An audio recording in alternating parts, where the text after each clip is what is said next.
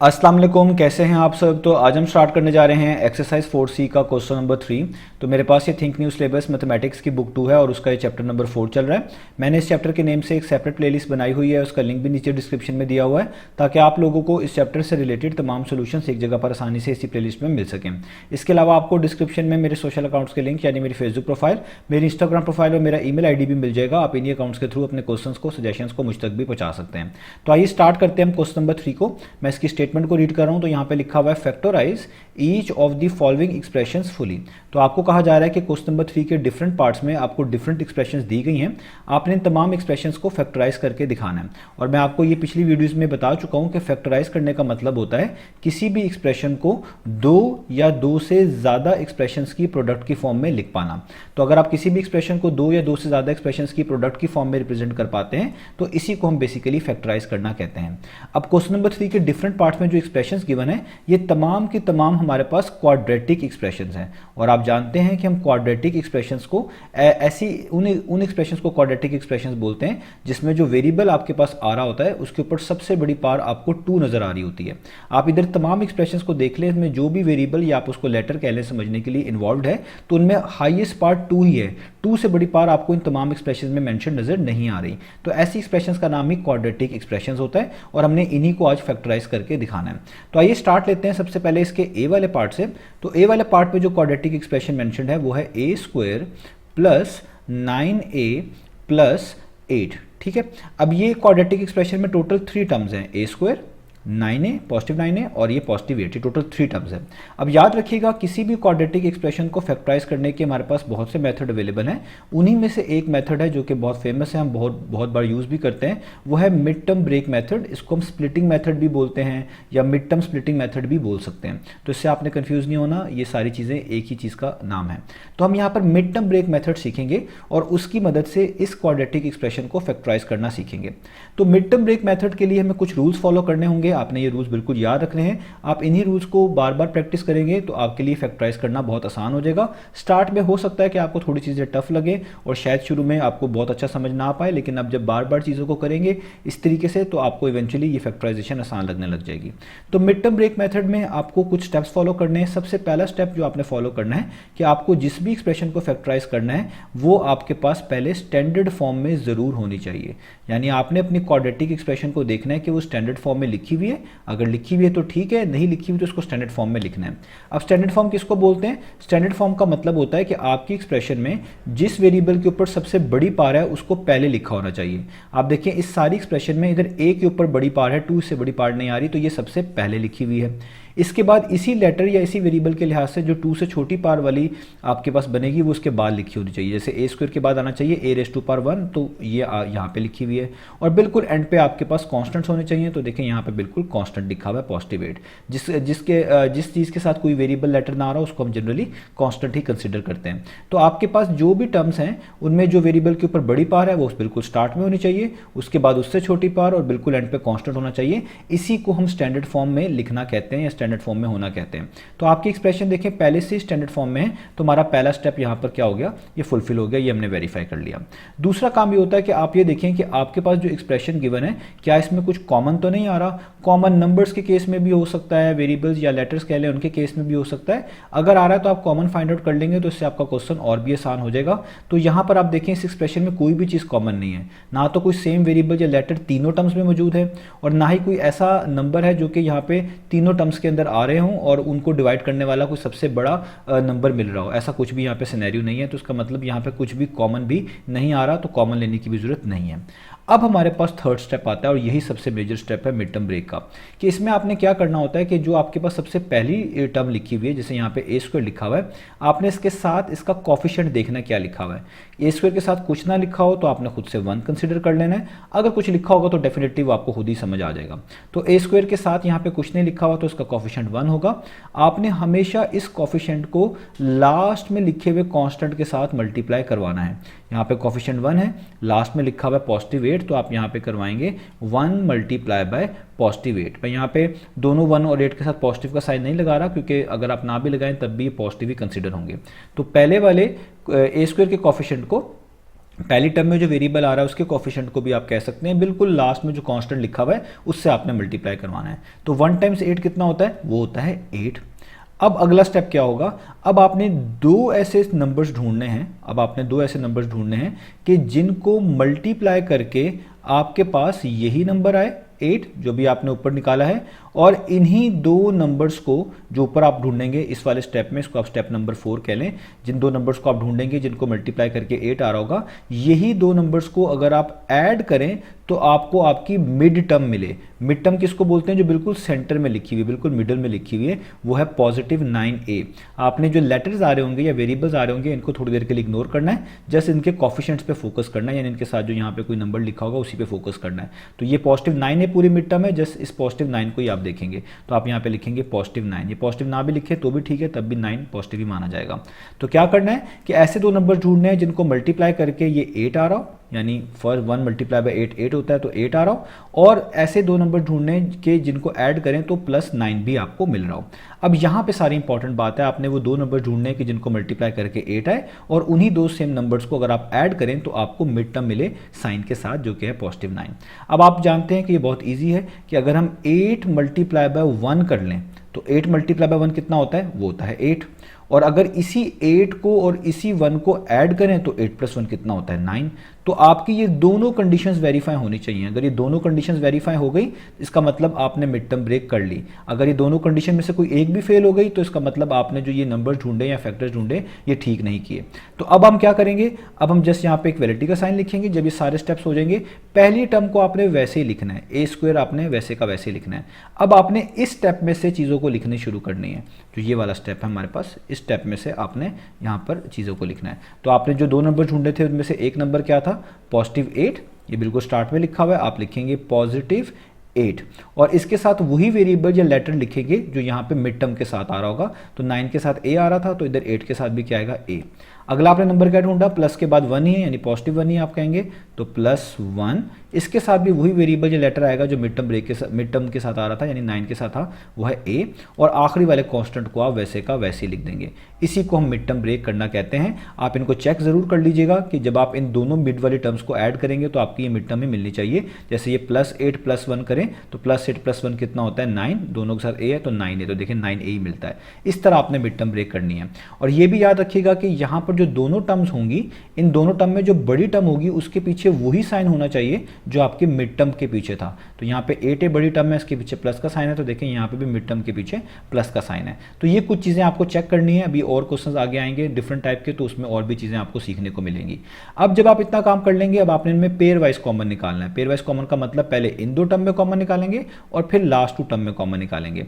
तो a² और 8a में क्या कॉमन है, आप देखिए यहाँ पर भी a है, यहाँ पर भी है। तो जब आपकी टर्म्स के अंदर सेम वेरिएबल या लेटर आ रहा हो, बेशक उनकी पार्ट डिफरेंट हो, तो उस वाले वेरिएबल को आप बाहर कॉमन के तौर पे लिखते हैं जिसके ऊपर छोटी पार हो। इधर a के ऊपर 2 है, इधर a के ऊपर 1 है, तो इन दोनों में सिर्फ क्या कॉमन आएगा, a कॉमन आ जाएगा। और आगे आपके पास ब्रैकेट्स आएंगी क्योंकि और तो कुछ कॉमन नहीं है। तो a² का मतलब है 2 दफ़ा a लिखा हुआ था, एक a बाहर लिखा जा चुका है, तो एक a बच जाएगा, उसको हम लिखेंगे a⁻1। ये 1 ना भी लिखें तो भी ठीक है। आगे प्लस का साइन, 8 बाहर मौजूद नहीं है, जो चीज़ बाहर नहीं होती कॉमन के केस में उसको आप इनसाइड लिखते हैं। a जो सेम टू सेम बाहर मौजूद है इसी पार के साथ, जो चीज़ बाहर मौजूद है उसको हम नहीं लिखते, तो ब्रैकेट क्लोज। आगे प्लस का साइन। अब देखिए यहाँ पे 1a और 8 में कुछ भी कॉमन नहीं है। जब आपके पास टर्म में कुछ भी कॉमन ना हो तो आप जस्ट 1 ही कॉमन लिखेंगे, तो आप यहाँ पे 1 ही कॉमन लिख लेंगे। आगे ब्रैकेट क्लोज करेंगे, तो यहाँ पे 1a में से 1 बाहर है, आप जस्ट a लिख लें। a के साथ अगर आप 1 भी लिख लेंगे कोई इशू नहीं है, क्योंकि 1 हर वेरिएबल के साथ इस तरह कोफिशिएंट के तौर पर वैसे ही मौजूद होता है। और 8 तो बाहर कॉमन नहीं आया, तो इसको भी लिखना पड़ेगा, तो ये आ जाएगा a+8 और यहाँ पे ब्रैकेट क्लोज हो जाएगी। अब आप जब इस तरह कॉमन फाइंड आउट कर चुके होंगे, आपने देखना है कि आपकी इन दोनों ब्रैकेट्स के आंसर सेम होने चाहिए। इधर भी देखें a+8 आ रहा है, इधर भी a+8 आ रहा है। अगर ये सेम है इसका मतलब आपने फैक्टराइजेशन ठीक की है। तो अगर ये सेम नहीं आ रहे होंगे तो फैक्टराइजेशन में कहीं प्रॉब्लम होगी, वो आपको देखना पड़ेगा। अब आप क्या करेंगे, अब जो ब्रैकेट्स में आपके पास चीज़ें सेम है इनको एक दफ़ा लिखेंगे, यानी यहाँ पे भी a+8 है, यहाँ पे भी a+8 है, इनको आप एक दफ़ा लिख लें। ये मैंने एक दफ़ा लिख लिया, और इस ब्रैकेट के अलावा जो चीज़ बच जाएगी उसको भी ब्रैकेट्स में लिखेंगे। इसके अलावा क्या बच गया, यहाँ पर a बचा और ये +1 बचा, तो इनको भी आप ब्रैकेट्स में लिख लें, a +1। इस चीज़ को आप आगे पीछे भी करके लिख सकते हैं, इससे कंफ्यूज ना होइएगा कि a+1 पहले लिख लें और a+8 बाद में लिख लें, इन दोनों की मीनिंग सेम है। इसको भी कॉमन निकालना कहते हैं कि यहाँ पर a+8 था, यहाँ a+8 था, ये a+8 कॉमन आ गया और बाकी क्या बचा a और +1, उसको हमने ब्रैकेट्स में लिख दिया a+1। तो आप देखें आपने अपनी गिवन एक्सप्रेशन को दो एक्सप्रेशंस की प्रोडक्ट की फॉर्म में लिख दिया, इसी को हम फैक्टराइज करना कहते हैं। तो उम्मीद है आपको ये ए पार्ट समझ आ गया होगा। ये काफ़ी सारे पार्ट्स हैं, तो मैं कोशिश कर रहा हूँ कि आपको इतनी एक्सप्लेनेशन दे दूँ कि आपके लिए बाकी पार्ट्स आसान हो जाए। तो ये हमारा ए पार्ट हो गया। अब इसका कोई डिफरेंट पार्ट ट्राई करते हैं। तो अब हम इसका पार्ट नंबर बी ट्राई करते हैं, जल्दी जल्दी ट्राई करेंगे। ए पार्ट में मैंने डिटेल सारी आपको बता दी हैं। तो देखें सबसे पहले आपके पास जो ये क्वाड्रेटिक एक्सप्रेशन गिवन है, इसमें स्टैंडर्ड फॉर्म देखें कि ये स्टैंडर्ड फॉर्म में है कि नहीं है। तो ये स्टैंडर्ड फॉर्म में है। इसमें जो पहली आपके पास टर्म नज़र आ रही है, उसमें जो वेरिएबल है बी, एक तरह का आप कह लें, उसके ऊपर सबसे बड़ी पार है, उसके बाद बी के ऊपर पार 1 है जो कि उससे छोटी होनी चाहिए थी, बिल्कुल ऐसा ही है, और बिल्कुल लास्ट में कॉन्स्टेंट लिखा हुआ है। तो इसका मतलब स्टैंडर्ड फॉर्म में ये लिखा हुआ है। आप देखिए इनमें कुछ कॉमन तो नहीं आ रहा, तो इन तीनों टर्म्स में कुछ भी कॉमन नहीं है। अगर बी स्टार्ट में है तो आखिरी वाले में नहीं है, और कोई भी ऐसे नंबर्स के सिनेरियो में भी कॉमन यहां पर नहीं निकल रहा। तो सेकंड स्टेप भी हमारा क्लियर है। अब थर्ड स्टेप भी हमने करना है कि जो आपके पास पहली टर्म लिखी होगी उसमें जो आपके पास लेटर या वेरिएबल का कोफिशिएंट है उसको आखिरी वाले कांस्टेंट के साथ आपने मल्टीप्लाई करवाना है। तो यहाँ पे बी स्क्वायर के साथ कुछ नहीं लिखा हुआ, तो आप अपने आसानी के लिए 1 ही कंसिडर करेंगे और इस 1 को आप इधर लिखे हुए +15 के साथ मल्टीप्लाई करेंगे। और आप जानते हैं अगर हम 1 को मल्टीप्लाई करें पॉजिटिव 15 के साथ तो 1 15 टाइम्स कितना आता है, वो आता है 15। ये आपका एक तरह का थर्ड स्टेप हो गया। फोर्थ स्टेप में आपने क्या करना है, दो नंबर्स ऐसे ढूंढने हैं कि जिनको मल्टीप्लाई करके आपको 15 ही मिले, और उन्हीं दो नंबर्स को अगर आप ऐड करें तो आपको मिड टर्म मिले। मिड टर्म यहाँ पे +8 भी है, लेटर्स को हम इग्नोर करेंगे तो जस्ट +8 ही कंसिडर करेंगे, यानी आपको 8 मिले। तो ऐसे कौन से नंबर्स हैं जिनको मल्टीप्लाई करके 15 भी आता है और जिनको ऐड करें तो 8 भी आता है। तो बहुत सिंपल है, आप लिख सकते हैं 5 टाइम्स 3, 5 टाइम्स 3 15 होता है, और अगर आप इन्हीं 5 को और इसी 3 को ऐड कर लें तो 5 + 3 8 भी होता है। तो हमारे ये दोनों स्टेप्स भी क्लियर हो गए, और इसी लास्ट स्टेप से हमने इसकी मिड टर्म ब्रेक को लिख लेना है। तो क्या करेंगे, पहली वाली टर्म एज इट इज उतारेंगे, बी स्क्वायर वैसे का वैसे ही, यहाँ पे 5 है यानी +5 है, आप +5 लिखेंगे। इसके साथ वही वेरिएबल या लेटर लिखेंगे जो 8 के साथ आ रहा है, यहाँ पे 8 के साथ b आ रहा है तो यहाँ पे भी b लिखेंगे। आगे +3 है तो यहाँ पे +3 लिखेंगे, इसके साथ भी यही सेम लेटर b आ रहा है तो यही आप लिखेंगे, और एट द एंड आप यहाँ पे +15 लिख लेंगे। अब आपको पेयर वाइज कॉमन निकालना है, पहले इन दो में से कॉमन ढूंढें, इधर b स्क्वायर है इधर b है। जब आपकी टर्म्स में सेम वेरिएबल या लेटर मौजूद हो, अगर उनके ऊपर पार्ट डिफरेंट हो तो जो छोटी पार्ट वाला आपके पास वेरिएबल या लेटर होता है उसी को कॉमन लिखते हैं। यहाँ पे b स्क्वायर है, इधर b के ऊपर कोई पार्ट नहीं यानी b की पावर 1 है, तो आप b की पावर 1 को कॉमन लिख लेंगे। अब इस b स्क्वायर का मतलब है 2 दफ़ा b था, एक b बाहर आ चुका है, तो जो बच गया वो अंदर लिखना चाहिए, यानी एक b इनसाइड आएगा। प्लस का साइन, 5 बाहर कॉमन ही नहीं आया, जो कॉमन नहीं आया उसको वैसे लिखना होता है। b⁻1 बाहर कॉमन है तो इसको मैं लिखने की जरूरत नहीं है, ब्रैकेट क्लोज। आगे प्लस का साइन, इधर आप देखें इस टर्म में 3b और +15 में 3 और 15 जो है वो नंबर्स के तौर पर आ रहे हैं हमारे पास, और 3 और 15 को कंप्लीटली डिवाइड कर देने वाला सबसे बड़ा नंबर 3 है। तो अगर आपके टर्म्स में मौजूद जो इस तरह के नंबर्स होते हैं उनको कंप्लीटली डिवाइड करने वाला कोई सबसे बड़ा नंबर मिल रहा हो उसको हम कॉमन के तौर पे लिखते हैं। तो 3 और 15 में क्या कॉमन आ गया, 3 कॉमन आ गया। आगे ब्रैकेट्स आप क्लोज करेंगे क्योंकि और कोई चीज़ कॉमन नहीं है। 3b में से 3 बाहर आ चुका है, इसको लिखने की जरूरत नहीं है। b नहीं बाहर आया, इसको आप लिखेंगे। प्लस का साइन वैसे ही, और 15 एक नंबर है, नंबर के केस में जो बाहर कॉमन नंबर लिया होता है उसका टेबल पढ़ते हैं और देखते हैं कि हमारा ही गिवन नंबर कितने टाइम्स आता है। तो 15 के केस में बाहर 3 कॉमन है, तो 3 5 टाइम्स 15 होता है, तो 15 की जगह पे आप क्या लिख देंगे 5, और ब्रैकेट को क्या कर देंगे क्लोज। आपकी दोनों ब्रैकेट्स के आंसर सेम आ गए हैं, इसका मतलब हमने फैक्टराइजेशन को ठीक तरीके से किया हुआ है। तो जो ब्रैकेट्स में सेम एक्सप्रेशन लिखी हुई है उसको आप एक दफ़ा लिख दें, यानी b+5 एक दफ़ा, और जो इसके अलावा लिखी हुई है यानी इसके अलावा जो बच जाता है, यहाँ पे b बचता है +3 बचता है, इसको भी ब्रैकेट्स में अलग से लिख लें b+3। इन्हीं चीज़ को आप आगे पीछे भी करके लिख सकते हैं, यानी अगर आप b+3 पहले लिख लें और b+5 बाद में लिख लें तो ये मेथड भी बिल्कुल ठीक है, ये आंसर बिल्कुल ठीक है। तो आपने अपनी एक्सप्रेशन को दो एक्सप्रेशंस की प्रोडक्ट की फॉर्म में लिख दिया, इसी को हम फैक्टराइज करना कहते हैं। ये हो गया इसका बी पार्ट। अब चलते हैं इसके नेक्स्ट पार्ट की तरफ। तो अब हम पार्ट नंबर सी करते हैं। तो पार्ट नंबर सी में भी एक क्वाड्रेटिक एक्सप्रेशन गिवन है। इसमें जो चीज़ें पहले से स्टैंडर्ड फॉर्म में लिखी हुई हैं, देखें जो ये सी वेरिएबल है या लेटर आप इसको समझ लें, इसके ऊपर सबसे बड़ी पार्ट 2 है, इसके बाद इससे छोटी पार्ट वाला सी आना चाहिए था, तो ये सी की पावर 1 है, और बिल्कुल एंड पे कांस्टेंट लिखा हुआ है, तो ये आपकी स्टैंडर्ड फॉर्म में लिखी हुई है। इनमें भी कोई भी कॉमन नहीं आ रहा, तीनों टर्म्स में कुछ भी कॉमन नहीं है, तो सेकंड वाले पार्ट में भी कोई, सेकंड वाले स्टेप में भी कुछ करने का इशू नहीं है। तो थर्ड स्टेप ही करना है, उसके लिए जो आपके पास ये पहली टर्म में जो सी स्क्वायर आ रहा है, इसके साथ जो चीज़ लिखी हुई जो कि इसका कोफिशिएंट कहलाता है, उसको आपने लास्ट वाले कांस्टेंट से मल्टीप्लाई करना है। सी स्क्वायर के साथ कुछ नहीं लिखा हुआ तो 1 कंसिडर करेंगे और इस 1 को लास्ट में लिखे हुए पॉजिटिव 20 के साथ मल्टीप्लाई करेंगे। तो 1 मल्टीप्लाई बाय अगर आप 20 करें तो आपके पास क्या आता है 20।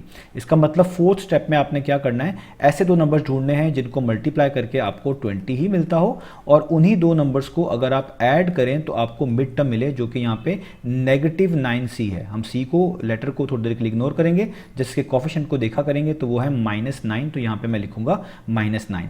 अब आपने दो ऐसे नंबर्स ढूंढने हैं जिनको मल्टीप्लाई करके 20 आए और उन्हीं दो नंबर्स को अगर आप ऐड करें तो आपको -9 मिलना चाहिए। तो आप ये चीज़ जानते हैं कि 5 4 टाइम्स कितना होता है, वो होता है 20। अगर मैं यहाँ पे 5 लिख लूँ और यहाँ पे 4 लिख लूँ तो 5 4 टाइम्स हमारे पास 20 बन जाता है।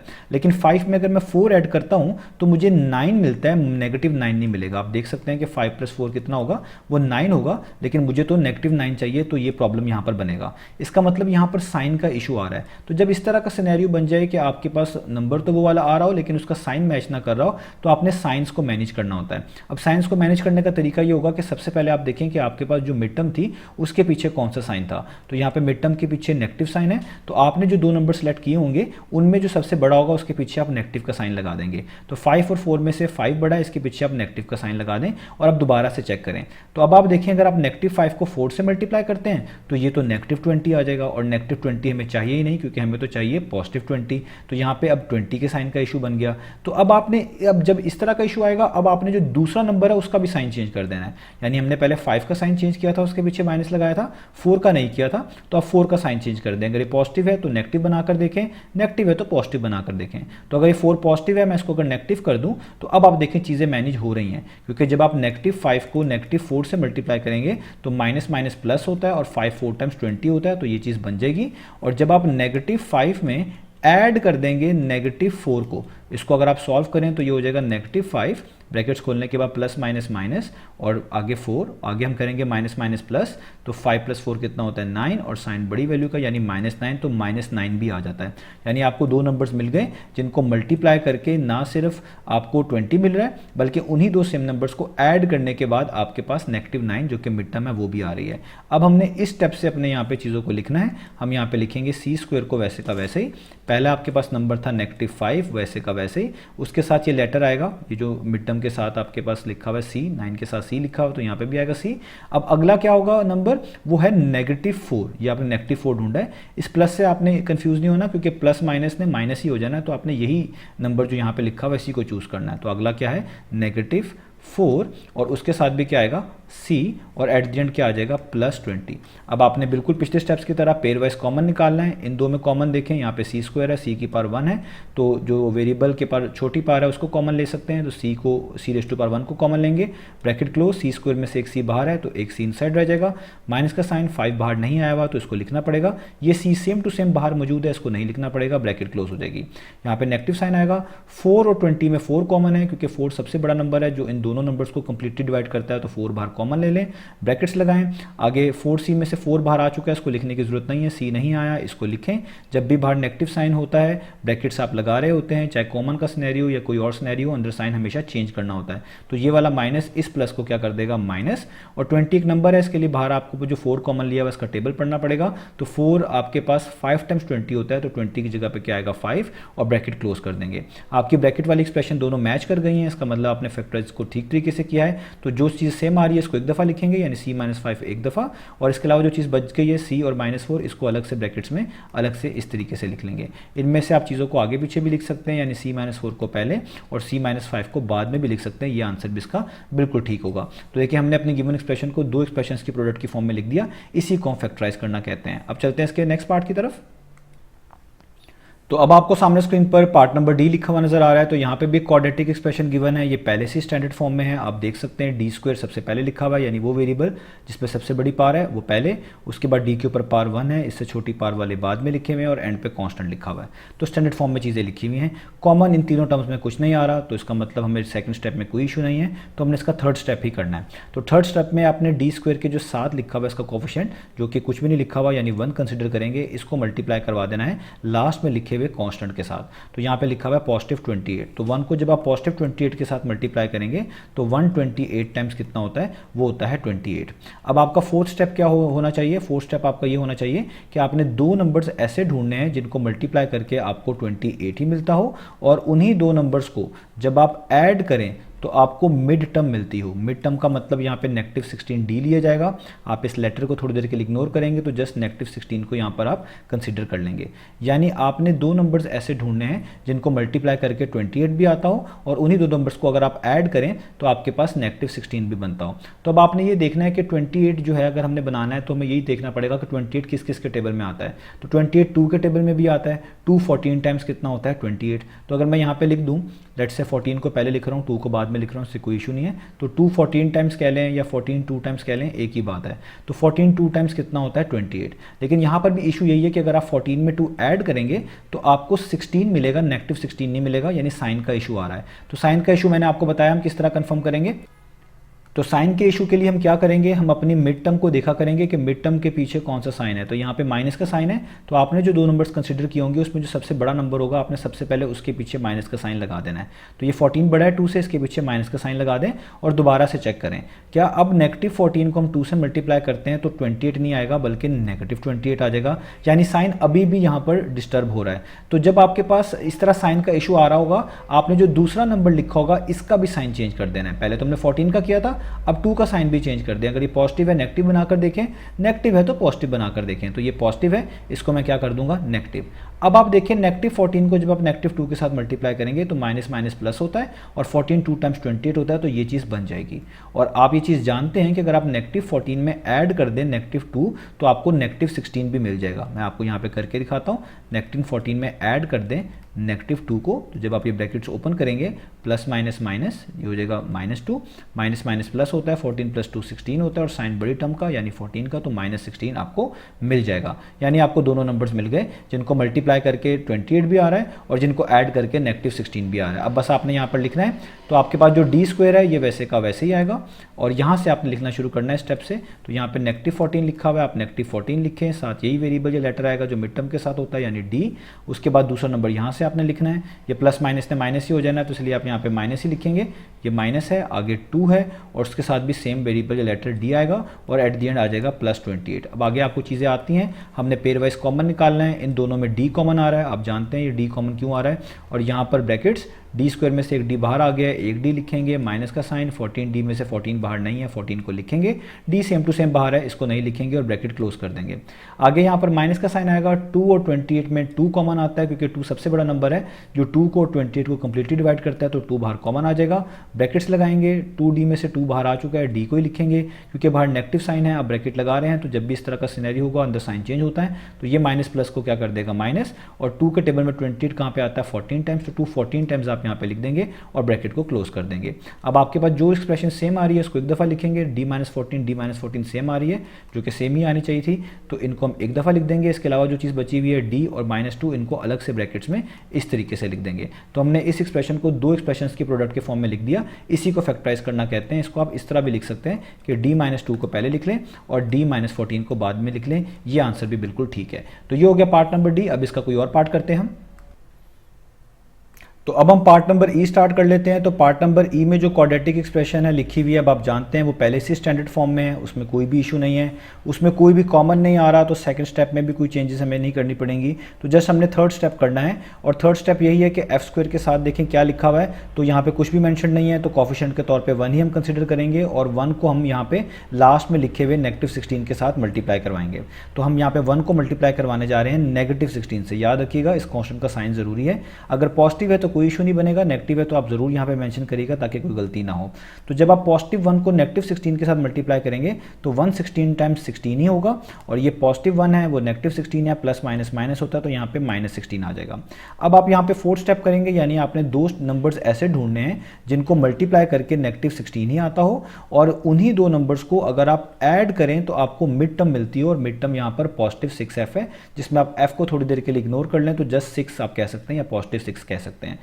तो ऐसे कौन से नंबर्स हैं जिनको मल्टीप्लाई करके -16 मिल सकता है और उन्हीं दो नंबर्स को ऐड करके 6 मिल सकता है? तो ये बहुत आसान है कि अगर आप 8 मल्टीप्लाई बाय 2 करते हैं तो आपको 16 तो मिल जाता है। जस्ट इसके साइन का इशू रहता है, और मैंने आपको ये बताया कि साइन का इशू आपने इस तरह मैनेज करना है कि आपने सबसे पहले देखना है कि मिड टर्म के पीछे कौन सा साइन है। मिड टर्म के पीछे प्लस का साइन है, तो जो इधर आपने नंबर्स चूज किए होंगे इनमें जो बड़ा नंबर होगा उसके पीछे वही साइन लगा देना है। तो 8 और 2 में 8 बड़ा है, उसके पीछे पहले से प्लस का साइन है, जस्ट आपको दोबारा से दिखाने के लिए यहाँ पे प्लस लगा देता हूँ और अब दोबारा से चेक करना है। तो आप देखें इस प्लस लगाने से कोई फर्क नहीं पड़ेगा क्योंकि अभी भी 8 2 टाइम्स 16 ही रहेगा, -16 नहीं बनेगा। तो जब ऐसा इशू आए तो जो दूसरा नंबर होगा जिसका साइन आपने नहीं चेंज किया होगा उसका साइन चेंज कर दें। पॉजिटिव है तो नेगेटिव बना दें, नेगेटिव है तो पॉजिटिव बनाकर देखें। तो ये 2 पॉजिटिव है, मैं इसको क्या बना देता हूँ, नेगेटिव। तो अब आप देखें +8 को जब आप -2 से मल्टीप्लाई करेंगे तो प्लस माइनस माइनस और 8 2 टाइम्स 16 यानी -16 ही आएगा। और यहाँ पे अगर आप इस +8 को ऐड कर दें किसमें, -2 में, तो 8 - 2 6 ही होता है, यानी सॉल्व करने के बाद प्लस माइनस माइनस 8 - 2 कितना आएगा, 6 ही आएगा। तो आपको यहाँ पे आपके नंबर्स मिल गए। तो अब आप क्या लिखेंगे, f² को वैसे का वैसे यहाँ से लिखेंगे। ये +8 है तो आप लिखेंगे +8, इसके साथ यही सेम वेरिएबल या लेटर आएगा जो कि है f। अगला नंबर है प्लस, आगे -2 है, प्लस माइनस माइनस ही होता है तो आपने ये वाले ही नंबर को लिख देना, आसानी हो जाएगी आपके लिए। तो ये हो जाएगा -2, इसके साथ भी आ जाएगा f और एट दी एंड -16। अब आपने पेयर वाइज कॉमन लेना है, f² और 8f में आपको पता है f कॉमन है, f² में से एक f बाहर है तो अंदर एक ही f बचेगा, प्लस का साइन वैसे ही, 8f में से एक f सेम टू सेम बाहर लिखा हुआ है, इसको लिखने की जरूरत नहीं है, जस्ट 8 बचेगा, ब्रैकेट क्लोज। यहाँ पे -2 और -16 है तो 2 और 16 में 2 कॉमन होता है, 2 सबसे बड़ा नंबर है जो 2 और 16 को कंप्लीटली डिवाइड करता है। तो इस साइन को लगाने के बाद आगे हम 2 को कॉमन लिखेंगे, ब्रैकेट्स लगाएंगे, 2f में से 2 बाहर आ चुका है, f बाहर नहीं लिखा हुआ, f को लिखेंगे। और जब भी बाहर माइनस का साइन होगा इस तरह ब्रैकेट्स लगा रहे होंगे, साइन चेंज करना जरूरी है। तो ये वाला माइनस इस माइनस की वजह से क्या हो जाएगा प्लस, और 16 के लिए आपको ये बाहर जो कॉमन लिया हुआ इसका टेबल पढ़ना पड़ेगा। 2 का टेबल में देखिए 16 कहाँ पे आता है, 2 8 टाइम्स, तो यहाँ पे लिख देंगे 8। तो अब आपके पास जो ब्रैकेट्स के अंदर एक्सप्रेशन है वो सेम आनी चाहिए थी, वो सेम आ गई, इनको आप एक दफ़ा लिख दें तो ये हो गया f+8। और जो चीज़ बच गई है इसको अलग से ब्रैकेट्स में लिख दें जो कि है f और -2। तो आपने अपने एक्सप्रेशन को फैक्टराइज कर लिया। इनको आप आगे पीछे करके भी लिख सकते हैं कि f-2 को पहले लिख दें और f+8 को बाद में लिख दें, ये तरीका भी बिल्कुल ठीक है। तो ये हमने इस वाले पार्ट को भी फैक्टराइज कर लिया। अब चलते हैं इसके नेक्स्ट पार्ट की तरफ। तो अब हम इसका पार्ट नंबर जी करते हैं। पार्ट नंबर एफ आप होमवर्क के तौर पे खुद से ट्राई करिएगा। मैंने आपको ई पार्ट समझा दिया है, ई पार्ट की मदद से एफ पार्ट भी आसानी से हो जाएगा। ये बिल्कुल पिछले पार्ट्स की तरह ही है क्योंकि वीडियो पहले ही 26 मिनट्स की ऑलमोस्ट हो चुकी है, तो मैं चाहता हूँ वीडियो शॉर्ट रहे, तो आप इस चीज़ को खुद से ट्राई करिएगा। तो जी पार्ट को मैं यहाँ पर दोबारा से करवा रहा हूँ, काफ़ी चीज़ें सारी मिलती जुलती ही आपको लगेंगी। तो जी पार्ट में भी देखें जो एक्सप्रेशन है पहले से स्टैंडर्ड फॉर्म में लिखी हुई है, जिस वेरिएबल को पहले आना चाहिए था वो पहले ही है, जिसको बाद में आना चाहिए था वो बाद में, और एंड पे कांस्टेंट होना चाहिए था वो एंड पे कांस्टेंट ही है। कॉमन इन तीनों टर्म्स में कुछ भी नहीं आ रहा, तो जस्ट हमें थर्ड स्टेप ही करना है। और थर्ड स्टेप में आप जानते हैं हमें क्या करना पड़ेगा कि के स्क्वायर का कॉफिशिएंट देखना पड़ेगा। के स्क्वायर के साथ क्या लिखा हुआ है, कुछ भी नहीं, यानी 1 कंसीडर करेंगे और इस कॉफिशिएंट को आखिरी में लिखे हुए नंबर के साथ मल्टीप्लाई करेंगे। तो 1 को आपको मल्टीप्लाई करना पड़ेगा, लास्ट में लिखा हुआ है -12, तो -12 से। तो 1 मल्टीप्लाई बाय -12 कितना होता है, वो होता है -12, आप जानते हैं। तो अब फोर्थ स्टेप में आपने क्या करना है, ऐसे दो नंबर्स ढूंढने हैं जिनको मल्टीप्लाई करके ये वाला ही नंबर यानी -12 मिले, और उन्हीं दो नंबर्स को अगर आप ऐड करें तो आपको मिड टर्म मिलनी चाहिए। और मिड टर्म -4 के है तो इसमें आप के को इग्नोर कर लें, तो जस्ट -4 आपको यहाँ पर मिलना चाहिए। यानी अब आपने यहाँ पर दो ऐसे नंबर्स ढूंढने हैं जिनको जब आप मल्टीप्लाई करेंगे तो उनको आपको मल्टीप्लाई करने के बाद -12 मिल रहा होना चाहिए, और उन्हीं दो नंबर्स को जब आप ऐड करेंगे तो आपके पास क्या आना चाहिए, -4 आना चाहिए। अब देखिए 12 2 के टेबल में आता है, 2 6 टाइम्स 12 होता है, तो हम यहाँ पे 6 और 2 को ही चूज कर लेते हैं। आप 2 को पहले बाद में भी लिख सकते हैं, 6 को पहले या बाद में भी लिख सकते हैं, इससे कोई इशू नहीं बनेगा। आपने एट द एंड यहाँ पे बस फैक्टर्स को देख लेना होता है। तो मुझे पता है 6 2 टाइम्स 12 होता है, अगर मैं 6 2 टाइम्स 12 लिख दूं तो यहाँ पर आपको पता है 12 तो बन जाएगा। जस्ट साइन का इशू रह जाएगा क्योंकि 12 के साथ नेगेटिव साइन चाहिए और 6 और 2 को मल्टीप्लाई करने के बाद नेगेटिव साइन तो नहीं आएगा। तो उसके लिए मैंने आपको एक तरीका बताया है कि आपने अपने मिड टर्म के पीछे देखना कौन सा साइन है, मिड टर्म के पीछे नेगेटिव का साइन है, तो आपने भी जो यहाँ पे नंबर्स लिखे होंगे उनमें जो बड़ा नंबर होगा उसके पीछे वही साइन लगा देना जो मिड टर्म के पीछे है। तो यहाँ पे 6 और 2 में से 6 बड़ा है, इसके पीछे आप क्या लगा देंगे, नेगेटिव का साइन, और अब आप इसको दोबारा से चेक करेंगे। तो -6 को जब आप 2 से मल्टीप्लाई करेंगे तो देखिए -12 ही आएगा क्योंकि प्लस माइनस माइनस होता है, और 6 2 टाइम्स 12 यानी -12 आएगा। और -6 में अगर आप ऐड कर देंगे 2 तो -4 ही आता है क्योंकि माइनस प्लस माइनस 6 माइनस 2 4 और साइन बड़ी वैल्यू का 6 का वो -4, तो -4 ही आता है। तो आपको देखें यहाँ पे मिड टर्म आपकी आराम से मिल गई, मैनेज हो गई। तो अब आप क्या करेंगे, पहली टर्म वैसे की वैसे लिखेंगे, उसके बाद यहाँ से लिखेंगे ये -6 है, आप -6 लिखेंगे, इसके साथ ये k आया तो यहाँ पे भी आप k ही लिखेंगे। आगे ये वाला नंबर लिखेंगे, ये 2 है, इसके पीछे कोई साइन नहीं यानी प्लस ही है तो +2 लिखेंगे, और यहाँ पर भी ये k ही साथ आएगा, और आखिरी में -12 आपके पास आ जाएगा। अब आप क्या करेंगे, इनमें पेयर वाइज कॉमन लेंगे। इन दोनों में आप देखें इधर k² है, इधर k है, k के ऊपर पावर 1 है, तो ऐसे सिनेरियो में उस लेटर को या वेरिएबल को कॉमन लेते हैं जिसपे छोटी पावर हो, तो k⁻1 बाहर कॉमन आ जाएगा। तो k² का मतलब था एक तरह का 2 दफ़ा k लिखा हुआ था, एक k बाहर है तो एक बचेगा, तो अंदर एक ही लिखेंगे, माइनस वैसे ही 6 बाहर नहीं आया हुआ, इसको लिखेंगे। ये k सेम टू सेम बाहर मौजूद है, जो चीज़ सेम टू सेम बाहर हो उसको कॉमन के तौर पे जब लिख लिया हो तो अंदर दोबारा लिखने की जरूरत नहीं होती। तो यहाँ पे ब्रैकेट क्लोज हो जाएगी। प्लस का साइन वैसे ही 2 और 12 को डिवाइड करने वाला सबसे बड़ा नंबर 2 ही होता है, तो 2 बाहर कॉमन आएगा, ब्रैकेट यहाँ पे लगाएंगे, 2k में से 2 बाहर मौजूद है, k नहीं है तो k को लिख लें, माइनस का साइन वैसे ही, और 2 के टेबल में 12 कहाँ पे आता है 6 टाइम्स, तो यहाँ पे लिखते हैं 6। अब आपके पास ब्रैकेट वाली एक्सप्रेशन सेम आनी चाहिए थी, वो आ गई है, तो k-6 को एक दफ़ा लिखें, जो चीज़ सेम होगी वो एक दफ़ा, और इसके अलावा जो चीज़ बच जाती है उसको भी ब्रैकेट्स में लिख दें, यानी k और +2 बचा इसको भी आप ब्रैकेट्स में लिख दें। तो ये आपने फैक्टराइज कर लिया, इनमें आप आगे पीछे भी करके लिख सकते हैं कि k+2 को पहले लिख दें और k-6 को बाद में, इससे कोई इशू भी नहीं पड़ेगा। तो आपने अपनी एक्सप्रेशन को दो एक्सप्रेशंस की प्रोडक्ट की फॉर्म में लिख दिया, इसी को हम फैक्टराइज करना कहते हैं। तो ये आपका जी पार्ट हो गया। अब इसका लास्ट पार्ट कर लेते हैं। तो अब हम यहाँ पर लास्ट पार्ट करते हैं, पार्ट नंबर 8। इसमें आप देखें सबसे पहले वेरिएबल जो m है उस पर पावर 2 है, सबसे बड़ी पावर 2 ही है, इसी को पहले लिखा होना चाहिए था, ये पहले लिखी हुई है। इसके बाद m के ऊपर पावर 1 है, इसको बाद में लिखा होना चाहिए था, ये बाद में ही लिखी हुई है। और आखिरी में कांस्टेंट होना चाहिए था, तो ऐसे लिखा हुआ है, इसी को स्टैंडर्ड फॉर्म बोलते हैं। तो यहाँ पे चीज़ें स्टैंडर्ड फॉर्म में लिखी हुई हैं। इन तीनों टर्म्स में कुछ कॉमन नहीं आ रहा, तो ये स्टेप भी क्लियर है। तो थर्ड स्टेप ही आपको करना पड़ेगा। थर्ड स्टेप में जो आपके पास पहली टर्म का कॉफिशेंट होता है, यानी m² का जो आपके पास एक तरह का कॉफिशेंट है, उसको आपको आखिरी वाले कॉन्स्टेंट से मल्टीप्लाई करना होता है। m² के साथ कुछ नहीं लिखा हुआ, आप 1 कंसिडर करेंगे और 1 को मल्टीप्लाई करेंगे -21 के साथ। तो 1 मल्टीप्लाई बाय -21 करें तो आप जानते हैं कि आंसर आएगा -21 ही। तो ये प्लस माइनस माइनस और 121 टाइम्स 21। तो फोर्थ स्टेप में आपने क्या करना है, दो नंबर्स ऐसे ढूंढने हैं जिनको जब हम मल्टीप्लाई करें तो आपको ये -21 ही मिले, और उन्हीं दो नंबर्स को अगर आप ऐड करें तो आपको मिड टर्म मिलनी चाहिए। मिड टर्म -20 m है, इसमें m को इग्नोर कर देंगे, जस्ट -20 आपको मिलना चाहिए। अब देखिए 21 3 के टेबल में आता है, 3 7 टाइम्स 21 होता है, तो लेकिन 3 और 7 को ऐड करने से आपको 20 या -20 कभी भी नहीं मिलने वाला। तो इसके अलावा अगर आप देखें कि 7 3 टाइम्स 21 करने के लिहाज से भी आप सोचते हैं तब भी ऐसा नहीं होने वाला, तो हमारे पास एक ही ऑप्शन बचता है कि 21 अपने आप में अपने टेबल पर भी आता है, यानी 21 1 टाइम्स भी 21 होता है, तो हम इसको यूज़ करके देखें। तो 21 को अगर हम 1 से मल्टीप्लाई करते हैं तो हमें 21 मिल जाता है, लेकिन इशू ये कि हमें माइनस का साइन नहीं मिलता क्योंकि ये दोनों पॉजिटिव नंबर हैं। उसके लिए आपको बताया कि मिड टर्म के पीछे जो साइन है उस साइन को यहाँ पे जो आपके पास सबसे बड़ा नंबर है उसके पीछे लगा दें। तो 20m के पीछे माइनस का साइन है 21 में, और 1 में से 21 बड़ा है, इसके पीछे आप माइनस का साइन लगाएं और अब आप चीज़ों को चेक करें। तो -21 को 1 से मल्टीप्लाई करें तो अब वाकई में -21 ही आएगा, और अगर -21 में 1 ऐड कर दें तो आप जानते हैं ये प्लस माइनस माइनस हो जाएगा, यानी माइनस करना पड़ेगा। 21 में से 1 माइनस करेंगे तो 20 होगा, और साइन बड़ी वैल्यू का लगाना पड़ेगा जो कि 21 का लगेगा, उसके पीछे माइनस है तो -20 ही आपको मिल जाएगा। यानी वो दो नंबर्स आपको मिल गए, वो है -21 और 1। अब बस आपने इनको लिखना है। तो यहाँ पे m² वैसे का वैसे ही, एक नंबर आपको -21 मिला है, उसके साथ यही लेटर आएगा जो बीच में लिखा होता है यानी m। दूसरा आपको +1 मिला है, उसके साथ भी वही लेटर आएगा जो बीच में लिखा होता है यानी m, और -21 वैसे का वैसे ही। अब आपको पेयर वाइज कॉमन लेना आता है, m² और 21m में m कॉमन है, तो यहाँ पे m कॉमन आ जाएगा। m² का मतलब था 2 दफ़ा m, एक m बाहर है तो एक बच जाएगा, एक लिख लें। माइनस का साइन 21 तो बाहर है ही नहीं, इसको लिखना पड़ेगा। m सेम टू सेम बाहर है, जो चीज़ same to same with same power बाहर है उसको लिखने की जरूरत नहीं होती, ब्रैकेट क्लोज। प्लस का साइन इधर कुछ भी कॉमन नहीं है सिवाय 1 के, जिन टर्म में कुछ भी कॉमन नहीं होगा उसमें सिर्फ 1 ही कॉमन आपको नजर आएगा, तो यहाँ पे सिर्फ 1 ही कॉमन है। तो आगे ब्रैकेट क्लोज, इधर m आप लिख लें, इसके साथ 1 भी लिख सकते हैं, कोई इशू नहीं होगा। और ये आगे 1 के टेबल में 21 टाइम्स ही होता है, तो -21 वैसे का वैसे ही।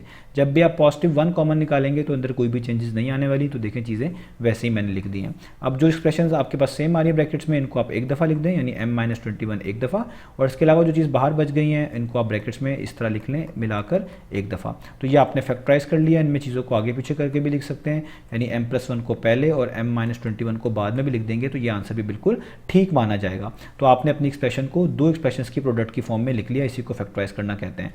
तो यहाँ पे ये पार्ट्स फिनिश हुए। मैंने जस्ट एक पार्ट आपको होमवर्क के लिए दिया है, बाकी कोशिश की है कि यहाँ पे आपको समझा दूँ। आपको ये बार बार प्रैक्टिस करनी पड़ेगी, तब जाकर आपके लिए चीज़ें आसान होंगी। हो सकता है कि आपको वीडियो में एक दफ़ा इतनी अच्छे से समझ ना आए, आप चीज़ों को थोड़ा सा रिपीट करके देखिएगा, इवेंचुअली प्रैक्टिस करने के बाद आपको चीज़ें आसान से समझ आ जाएंगी। तो होप सो आपको चीज़ें क्लियर हुई होंगी। इंशाल्लाह नेक्स्ट वीडियो से मिलेंगे बाकी सॉल्यूशंस के साथ।